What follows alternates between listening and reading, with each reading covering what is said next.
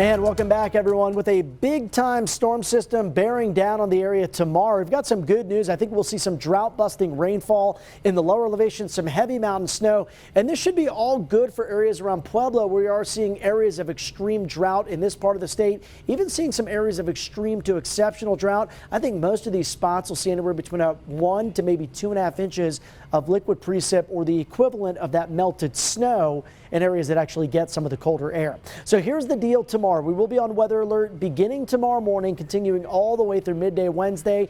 And for areas above 6,500 feet, you'll bear the brunt of the wintry weather with a heavy, wet springtime winter storm, if you will. We'll see most of the worst impacts from 6 p.m. until 6 a.m. Wednesday.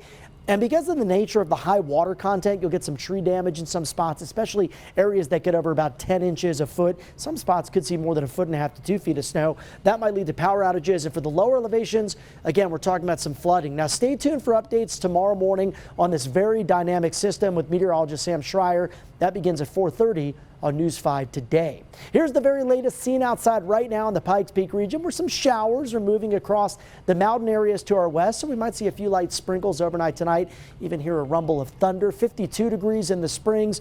Down in Pueblo, we're dry for the time being, but there's also some rainfall off to your west out across parts of the upper Arkansas River Valley. Now tomorrow, if you want to get outside and recreate, get it done early. Errands, same goes for that, because by the afternoon, you will need the umbrella. Now, at the onset of the storm, it's going to be more of a scattered type of rain and thunderstorm event.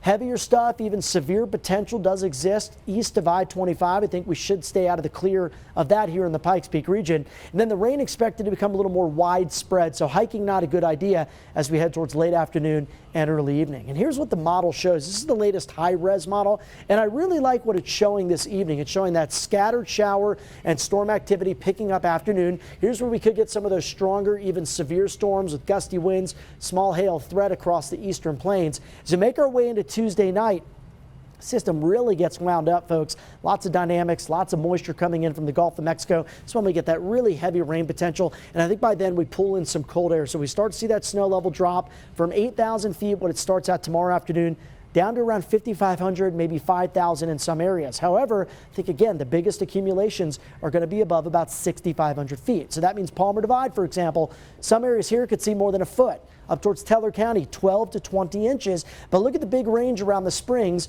1 to 7. So let's zoom on into the Pikes Peak region first. 10 to 18 possible in Cripple Creek.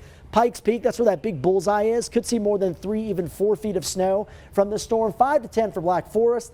3 to 7 for Castle Rock. Big impacts towards Falcon as well, with most of that heavier snow falling Tuesday night to Wednesday morning. San Isabel, anywhere between 12 to 24 inches. 6 to 12 for Rye.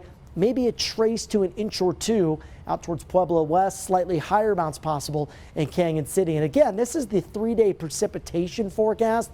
This is what we would see if all that snow melted, or in some areas, again, it will fall as rain. And that purple stuff, that's some good news. So this could lead to some drought-busting rainfall. But the other side of the equation is if it comes too fast and over a short period of time, we're likely to get some flooding in some areas as well.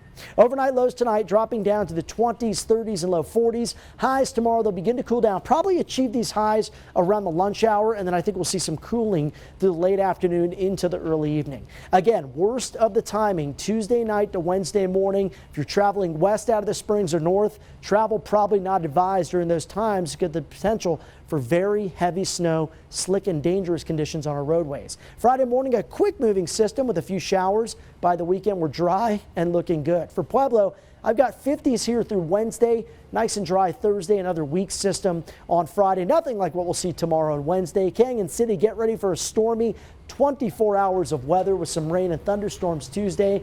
Maybe a light mixture on Wednesday morning. I shouldn't say light. It'll be heavy, but light in terms of snow impacts, heavy in terms of rain. For Woodland Park, that heavy snow leads to a 4 out of 5 on the impact scale. Could see some very dangerous travel conditions up there in Teller County by Wednesday morning.